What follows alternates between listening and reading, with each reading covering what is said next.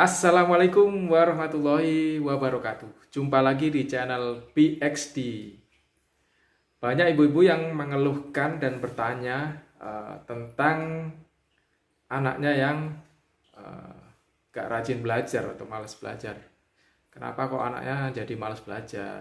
Jadi gadget bisa membuat anak-anak kecanduan gitu.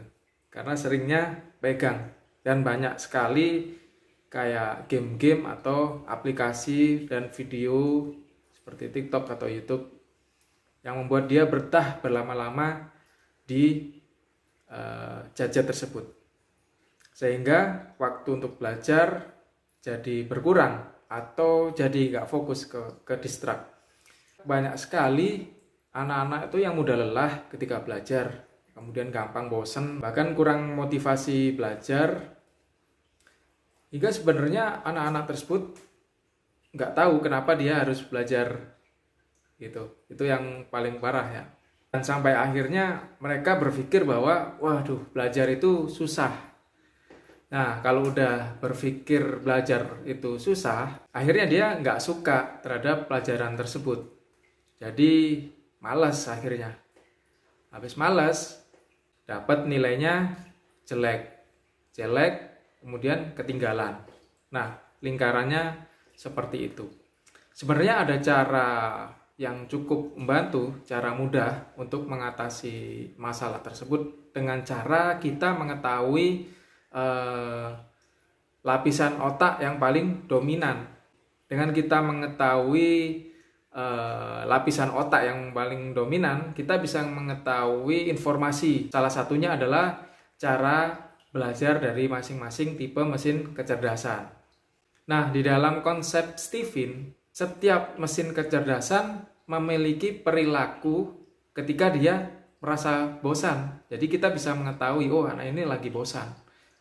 Jadi orang tua atau teman bisa mengetahui ketika anak tersebut, wah ini kayaknya anak ini udah bosan nih. Apa yang harus kita lakukan juga? Yang pertama, kita harus mengenali ya. Jadi dari setelah tes TV-nya keluar, kemudian tahu mesin kecerdasannya, mengetahui PG-nya. Nah, potensi perilaku atau perilaku ketika anak bosan itu bisa kita ketahui. Yang pertama, tipe sensing. Tipe sensing ini kalau dia bosan, dia itu resah gitu. Kemudian kalau tipe thinking itu dia akan ragu-ragu. Jadi dia akan merasa ragu-ragu, kemudian dia akan merasa terganggu gitu. Jadi gangguin dari luar gitu ya. Dari mungkin ketemu orang sensing yang mengganggu, dia merasa terganggu gitu. Kalau sensing itu mengganggu, kalau thinking itu terganggu karena thinking kan butuh fokus sebenarnya. Nah, kalau tipe intuiting dia akan merasa cuek gitu kalau dia udah bosen gitu, cuekin pengajarnya, gurunya gitu, atau dia akan menarik diri dari pelajaran tersebut. Nah, kalau tipe feeling itu dia akan lari dari belajar itu.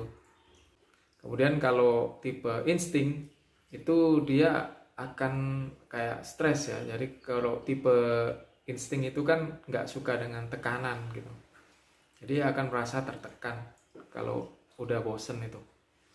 Jadi itu tanda-tanda anak dalam proses belajar mengajar, anak merasa bosan. Bisa kita kenali dari Stephen-nya, dari mesin kecerdasannya. Sehingga kita akan melakukan treatment-nya. Kemudian setelah kita ketahui anak itu bosan, apa kemudian selanjutnya yang harus kita lakukan. Nah, nantikan video selanjutnya ya. Sampai jumpa.